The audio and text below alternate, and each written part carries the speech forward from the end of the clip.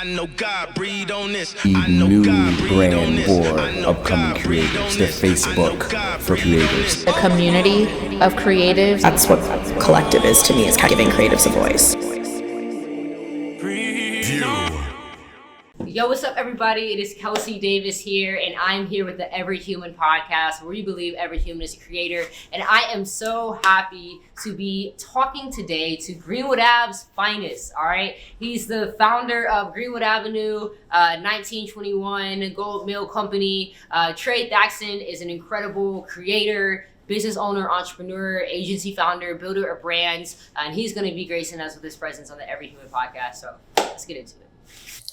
Kels. Mr. Greenwood, should I say Mr. Greenwood Ave? Miss Forbes, all the things. Hey, now, since we're going to get the titles, let's start at who is Trey? Let's start there. Who is Trey Thaxton? That is an excellent question. Trey is a father, son of God, a husband of 10 years, a creative individual. Yeah. That's amazing. And how have you always understood who you are as a creative? No. I knew that I was creative. I don't really know what that meant even growing up. Looking back now as a creative director, as an entrepreneur, I think back a lot of times to elementary school. Like, I could never draw. I still don't know how to pass any art class in college. They should take my degree away, honestly. But I remember always having these great ideas, and I knew if I could just it was two dudes in my class that could draw amazing. Adrian Tice, Jerome Walker. I know if we had any group project, I was like, I need them on my team. Yeah. I can give the idea, they can draw it, and then we all get an A. I didn't know that was a creative direction. I didn't know that was what I was back then. Yeah. But growing up and being able to put words and articulate what I was doing all the way back then, now that is who I am as a creative, and I'm learning that a lot more every day. And what's kind of your process of, I think what you said is so key, of oftentimes kind of getting the language or the vocabulary helps us understand, that's me, or no, that's definitely not me. Yeah. What was kind of that process of learning, who you are naturally as a creative director? For sure. I think it's exposure, it's failure, it's trial and error, it's failing forward. I worked previously in an agency. I interned for an agency right out of college in the second largest agency in Dallas called Tracy Locke. Learned a lot there of each intern was paired with a mentor, they call him. We had a person that worked there that was supposed to be over us. The guy that was my mentor, I was asking him hey, what do you want to do next? What's next for you? Do you want to move up? He was kind of a junior designer at the time, and he was like, no, I'm cool, just here being me. And I was like, I should probably get another mentor. That taught me okay, I don't want to just be that guy. After working for an agency for a while, I worked at a church with a really good friend who helped start a youth ministry there. He became lead pastor. I became the creative director there.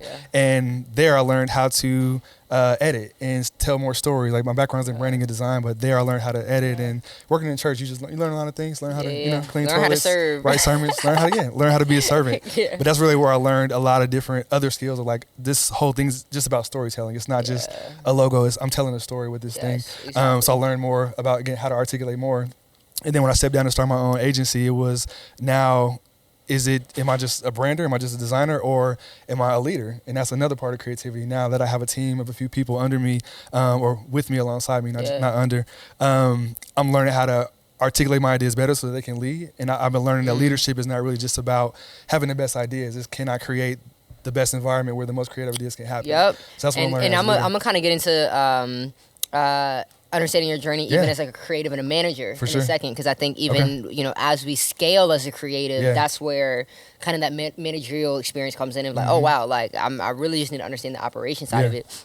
Talk to me about, when you left the church, what were kind of your things of you wanted to start an agency. What you've constructed is really cool because it's really a portfolio suite of these 4 or 5 brands, right, that you've developed. What was kind of the vision of, okay, cool, we have Goldmill, Co at the top, and then we have 1921 Greenwood Ave, XO. How did you kind of think about the architecture side of how you build the brands? Yeah, I did not. I wish that I did. I wish I was that smart back then. When I started it, when I was in school, when I graduated, I was if I could ever just work for Nike or the NBA or the Thunder, that was the pinnacle. My biggest thing when I was a videographer, I was if I could be the person that's making the videos when the players run out, or if when it was media day, I'm the people we listening to. I was that's the dream. That was the dream. That was the biggest I could think about from my world of what I lived in. like thinking about, okay, well, how do I actually turn this into a passion? For me, that was kind of the biggest thing I could see. And it's weird because people, especially in our community, they say like, oh, if you want to make it, you got to rap, play ball, whatever. I don't know if subconsciously I thought that, okay, I'm this videographer, but I need to do it in sports or like with the sports brand because those are the biggest brands. And it's like you grow up and it's like, yo, that's maybe not the only vertical. 100%. I think going back to like that exposure, what we were talking about, like, they say if you can't see it, you can't be it in a type of way. And I think that's one of the why Greenwood Ave, one of the brands that we have, is important. But going back Greenwood to your question, Ave, you know what I'm saying? We represent out here. To your question, like when I started Goldmill, it was just like, okay, I just want to get this work up so I can to where Nike or the NBA would see me and be like, come do this stuff for me. And that's really not how it works, one. And two, after working in ministry before this, it was like, you know what, if I'm gonna do this for the next 20 years before I retire, I want to make sure everything I touch like has value. And working in agency life, like we sell cars and clothes and shoes and things I call fool's gold. And that's supposed to bring you joy and happiness, but it really does not. Like whatsoever. You sound like Andy Mineo on that Fool's Gold. Shout out to Andy, aka C Light. C Light. I'm about C Light. That was like for me, that was like the pinnacle of design. But I'm like, you know what? That's not really what I want to put my time, effort, energy, creativity, and purpose towards. So that's where the name Goldmill comes from, is that we create things that have value. So again, when I started it was like agency. We do a lot of client work, and then couple years into it, I started Greenwood Ave, launched 1921 simultaneously, working on 2 other brands right now called XO and 3 Days In. And I didn't know like what a serial entrepreneur, I didn't know what entrepreneurship meant. And like 5 years ago, I didn't know what a serial entrepreneur was. 4 years ago, but I'm learning, we talk about articulation, I'm learning the words and the language around who I am as a creative. And it's not just a designer, but it's like a serial entrepreneur, it's a leader, it's a business owner. And as you're learning who you are as a creative, you're also learning, okay, like maybe what are the things that you don't want to think about on a day-to-day, right? And that's often where building a team, thinking about the operation system comes into play. So talk to me about your journey of really going from kind of freelancer to agency in that way.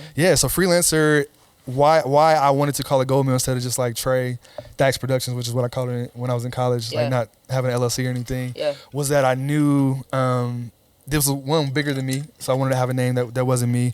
And just Tulsa is such a small knit community, and doing church work for 7-8 years in the past, like everybody knew me as like, oh yeah, Trey, he can do Photoshop, he can do flyers, he can do my XYZ, and like I cannot scale being Trey the designer. So like making that flip to Goldmill the agency allowed me to put a higher price point on things, allowed me to kind of let people see it as a agency versus like just Trey. Now it's a team. Even though I put we on everything, this is us. I changed the face to Goldmill, and they don't know it's like it was just me for 2 years before I hired somebody. But it kind of allowed me to think and scale bigger and actually show people what the bigger vision was and just like a singular designer. And how do you go about, you're somebody that works with creators all the time, right? On this podcast, we're always talking about people who are either entrepreneurs, creators themselves. What do you look for when it comes to, you've hit us up multiple times, like, hey man, we're trying to find these creators. What is it that you're looking for? Obviously you're looking for the skills, but what type of person does Goldmill and this Trey hire? So I look for intentionality. I'll kind of give a quick story on like the first creative hire I ever met. I actually just started Greenwood Ave, and someone, shout out to Silhouette, she carried our she was the first one to carry our brand, so she had our hoodies there. Shout out to Coop. And someone got a hoodie, and this was like 2020, the height of like Black Lives Matter and the insurrection, all the stuff was happening with George Floyd, and she made a post about like all the conversation that was happening around like Black lives and what that meant, and she tagged Greenwood Ave in the post, and it was like the most like, it's crazy that we met because I don't check Instagram like ever. If you DM me, sorry, I'm not checking it. And I saw this on New Year's Day 2020, and it was like the most intentional thing I've seen like on social media like ever. Really well done, really creative, but like just so intentional about the messaging and the why. It's like that's somebody I would want to work with and beside. So I DM'd like, hey, my name's Trey, what are you doing? I saw your post, it's really dope. My brand's Greenwood Ave, you don't know me, but blah blah blah blah. And she was like, I actually got a job, but I can maybe freelance. And I was like, can we talk? So invited her to the office, had breakfast, and cast the vision, and like a month later she was quit her job and come working for this crazy guy with a vision. If you try to hire somebody and they're talking a little left, right, maybe they're not ready for it, cast vision. Vision. And you'll see what happens from there. Vision carries everything. I try to preach that all the time. Like that vision is what people will, give their best efforts and their lives to a vision. How do you feel even being somebody who I know you're somebody who really cares about, not only being good in the streets but being good at home. For you know what I'm saying? Like, how do you feel even the relationship between often as visionaries, we're casting vision, which means you're casting a reality that isn't yet built, that you want people to believe in, but then they come believe in it, and now it's time for us together to build the thing. Yes. What is that like, even maybe in terms of the pressure or the level of responsibility and the stewardness that actually comes with being a visionary? Man, that's a great question. I think it's really about faithfulness, and that's one thing I'm talking to our team about now is like, you can't fake like showing up. Like all I ask is to show up, and a lot of my passion, my work-life rhythm, I don't believe in balance, it's really a rhythm, comes from like kind of my previous work experience where it was that vision, it was all towards like, hey, let's all give everything, let's all give 100%, and we'll spend a night and we'll stay over and we'll kill ourselves trying to create this thing. But if you're doing that and it's not really vision, or there's not, you don't actually have the resources, like, okay, are we slaves? Are we slaves? Are we slaves? Kind of change the lingo a little bit. Did I not know that I'm real talk? Been there and look back and it's like, I spent 5 years doing X, Y, Z, and like I don't have any equity in it. My wife hates me. My kids don't know who I am. So like, I kind of redefine like what success would look like. So I started like just doing the most creative work. I'm really building Goldmill's foundation to be a place where creatives not only can do their most creative be their most creative selves, but can live their most creative lives and live whole lives. So I tell our team, like, don't give your family your leftovers. Like when it's 5 o'clock, I'm sending Slack, hey, it's 5. See y'all tomorrow. I don't give people work on weekends. I don't text them after 5. I really want to create that culture of like, be you. Don't give yourself your leftovers. Don't give your family your leftovers. And let's not kill ourselves trying to be the most creative. Like it doesn't have to be one or the other. So outside of just the creative work, I'm trying to also cultivate that environment where I feel like people will like come in from overseas to like, I want to be part of this culture because it's healthy, And how do you, so that makes sense totally in terms of family. How do you kind of create that bridge, but then when it comes to community? Because having a brand called Greenwood Ave, I mean, you got trademarks for all Greenwood Ave, you know what I'm saying? How do you navigate this space of like, do you see yourselves like as the bearer of brands on Greenwood Ave? Is it taking the spirit of Black Wall Street historically, the brand of what we think about when we think about Black Wall Street, Greenwood, and just making that more of a brand? Like how much do you think about I guess the responsibility, but also the implementation of how you plan to navigate being kind of the brand holder of Greenwood Avenue? Yeah, that's an amazing question. I don't see myself that way. That was, I guess, one of the challenges or things I was thinking about when I first started. It was that, one, I'm not a descendant. I mean, I've been in Tulsa since I was 11 years old, but I'm not born and raised. I'm not a descendant. I don't have like family that was part of that history and that legacy. But I've been here for so long, and before I started this one, I hadn't really seen anyone put a skin around it where I thought it was like up to the level of excellence where I believe like Greenwood would have been and probably beyond it deserves. Honestly, so like that's where I feel like my responsibility is. That's all I want to do. I don't want to be the only. I don't have to be the only Greenwood brand. There's other Black Wall Street shirts. There's other Greenwood related things. Like I'm not trying to take it all. Like, I own Greenwood. Like no. Like I want to raise the bar, and people who vibe with it will get along. And if nothing else, like hopefully raise. Rising tide lifts all boats. Like I want to be that tide to kind of lift everything else up and really shine a light at what's possible. Yeah, no, I love that. And y'all have a thing where y'all say Greenwood is everywhere. I know with like Fine Little Africa, Dreamwood, we have like everything is us. This is idea. Like how do you think about, we know what Tulsa is. We've had enough context to understand, from the massacre through what's kind of happening now in the city. What's kind of the relationship that you see with other people who, I'm from Atlanta originally. I've lived in New York. I've lived in LA. I know I be out in the craw, like, what I'm saying? Just got back from London. Like, I'm trying to hit my global lens. How do you think about, when I hear Greenwood is everywhere, like the Ave is everywhere, what do you really mean by that? Because even when I think about all these different cities, whether you're in London, you go to South London. You're in Tulsa, you go to North Tulsa. You're in Atlanta, you go anywhere. You're in, like New York, you go to Harlem, Brooklyn, like in every city in the world, basically, there are these pockets where you basically have a Greenwood Ave on every block, right? So talk to me about kind of like what that vision is when you say Greenwood Ave is everywhere. 100%, and that's the beauty of kind of what we just talked about. It's not for me like, let's just make the best thing in Tulsa. Like, for me, Greenwood Ave is a global brand, and the idea of Greenwood and Black Wall Street is a global mindset. And when I started, it really wasn't about like the 40 blocks that are in Tulsa. It is about the spirit that lives on in Kelsey and Curtis and Ivana and Jordan. Like, it's the people who are carrying on the legacy, not so much like the dirt. And that's what I don't want to ever get caught in the fight of like, who owns this and who owns this land. Like, nah, like it's bigger than that. And we all have access. Yes, it's everybody's. Like, none of us own this idea and concept of like Black excellence. I'm just trying to do my part to help tie it all back to Tulsa, and hopefully in doing that, it's going to lift up somebody else. Everything that we have for Greenwood Ave is like, you're not going to see my face on the website. I'm not in the magazine. I'm hosting the video series, but like, it's really all about like, how can I help uplift other people who are doing equally amazing things? Because that's how I get inspired. And again, when we I talk see you, about, it's at dinner with your wife. You feel me? like it's like you be out here and like on the for real. It's like you're the brand shows up where it needs to be, but I feel like Trey shows up where like life is happening. I mean, you know what I'm saying? We can end the podcast right there. No, but for real, like that's important, and I think that's really even to the testament of like when we think about ourselves holistically as creators. Like, it's not just the business side. Like, that's one thing, right? But how can we, whatever it is that we're bringing into the world, like if Trey shows up, the same things that show up in your marriage, ideally, the things that are showing up in the business, the things that are showing up on your block, the things that are showing up anywhere that you exist and operate. I'm still forming this, so that I'm saying this like raw, but like our vision, mission for like Goldmill is like, we build brands that uplift, inspire, and shine. And I'm learning like personally, like my purpose is to create pathways to purpose. So that's all other people. And our tagline for Goldmill is to shine. So I want to make sure everything we do is being a light. So when you talk about showing up, if I'm out and about, like it's about being a light. It's not about being the dopest,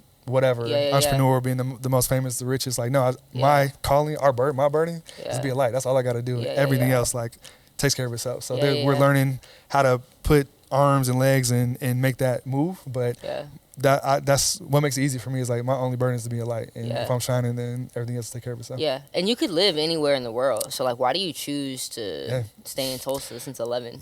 I feel like my wife's from California. She always talks about moving back. She's like, Tulsa's flat and it got no mountains. I need something to look at.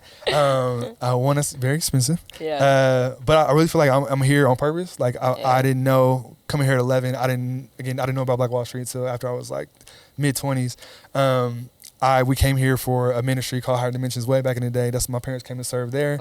Didn't know I would then meet, a group of young people who would then grow one of the biggest churches in the Midwest, being like an integral part of that. And then to grow Greenwood Ave and be here, and grow Goldmill and be here when I believe it's kind of like that renaissance right now of like young Black entrepreneurs with Kelsey's here doing their thing, and the Coops and the Onikas and the AJs building Oasis. Like, I think we're in a renaissance of that. And I feel like somehow, some way, like, God just has me like in the middle of like knowing all these people. And I believe like I talked about that pathways to purpose. Like, I'm a bridge. Like, I've always been a middle child. I've always been one of the only Black kids in my class. I was a hooper, so I hooped but I was also like in the AB classes, so I was with you understand the dichotomy, the range. Yes, I'm always like in the middle. So I believe my goal here, while I'm here now, is to help be that bridge for like this younger, newer generation to like really kind of build what creates the creative gaps that's here, that light gap that's here, that life gap that's here. And then, I think we handle business in Tulsa, though you can live anywhere in the world. Facts. I think Tulsa's a good home base. And how do you today? I know maybe what that looked like when you were doing literal ministry in the church, but how do you connect, I guess, your life purpose, the work that you're doing now, still to ministry? Like, is that a thing that you think about consciously? 10,000%. And it really goes back to, I guess, the team. Like, it's in my marriage. Like, that's my first ministry. So if my wife's smiling, I know I'm doing well. And I tell people all the time, like, if I redefining what success looks like, when we talk with clients, the first thing I ask is like, what does the success look like? If you hire Goldmill, if you hire me, if you bring us in, like, what is a win? And I try to do that for our marriage and for my family. And for me, it's not, again, about just being the dopest whatever, but does my wife love me? Do my kids know who I am? And is my work like shining a light? For me, that's success. And you can talk to my staff better than I can tell you, but like every call, every decision that we make is all about like treating that as a ministry. I call Goldmill our ministry. I tell that to them. We pray for our clients. We pray together. We have a Slack like channel. Like, hey, if you need something, like struggling with this, or I need a ride to here, or hey, I need help moving. Like, trying to make sure the people are healthy. To me, like that is where I have the ministry at. So I mean, even with as big as like Greenwood Ave, we have a give back with all of our brands. So Greenwood Ave will give 10% back to community building efforts in North Tulsa. So giving to the Oasis Project, to the Terrence Crutcher Foundation, to Greenwood Cultural Center. We're going to do the same thing with 1921 with XO. It's a basketball brand we're working on right now. We want to like give high school students like their own shoes and buy their jerseys for the year. Like I want everything that we do to like have that component, because to me, if we can show that this is bigger than like just the products and really about people, that's where ministry comes in at. Yeah, that's amazing. And how do you kind of think about the prioritization of your product backlog? Right, because as a visionary, you have all these, I say, like wish list assumptions that you're making, and then you're like, all right, this should live in this brand, this should this initiative or this product should exist, but it should exist at this scale or at this size or at this time. How do you think about kind of the product backlog and the supply chain of idea through kind of monetization with like whether it's a magazine, merch, clothes, podcasts? Like, how do you kind of make decisions and prioritize what product is ready for now? Yeah, for sure. The easiest decision right now, or the easiest way I'm deciding is money. It's all that is like startups inside of a startup inside of a startup. So not having the funds to do everything helps me slow down. But that's something I learned. I've shown you. You've seen my dream board. It's massive. But I know. I think TD Jake said it one time that anybody who has to have their hand on everything can only have two things. So like, you know what? Let me slow down and like try to figure out what's working right now. So let's build Goldmill, make that as healthy as possible. I haven't had a website in 5 years. Like it's all been word of mouth. But like my goal right now is like to make it healthy, because healthy things grow. So my focus is let's make this as healthy as possible. Let's get our team as healthy as possible. Let's make sure our processes are healthy. So when we do open the doors, like we have ground to build up on. Same thing with Greenwood Ave. I kind of started them all simultaneously, but I'm kind of slowing down now on the backlog and like, let's build what we have here, make sure it's working, make sure it's healthy. And once that's healthy, hopefully the revenue will start to flow, and then we can start to dream on and build in and learning the power of partnership. Like I know every idea might not be for Trey. It might not be for Goldmill. Maybe there's a partner that we work with. Maybe it's a Kelsey and Collective type of partnership we do later on. So learning the power of that, meeting people like yourself, and just really digging into this ecosystem of Tulsa. And I was thinking before I got here, like that meme of Tyra Banks on America's Top Model. Like, I was rooting for you. I feel like that's Tulsa right now. It's like everybody's like, I'm rooting for you. Like everybody wants to see each other win, and I want to like tie into that as well. And how is it like living in that type of environment? Man, it is a blessing, one, because I know it's not everywhere. When I talk to people from Chicago, and I just met a guy from Chicago yesterday, he was like, this like is rare.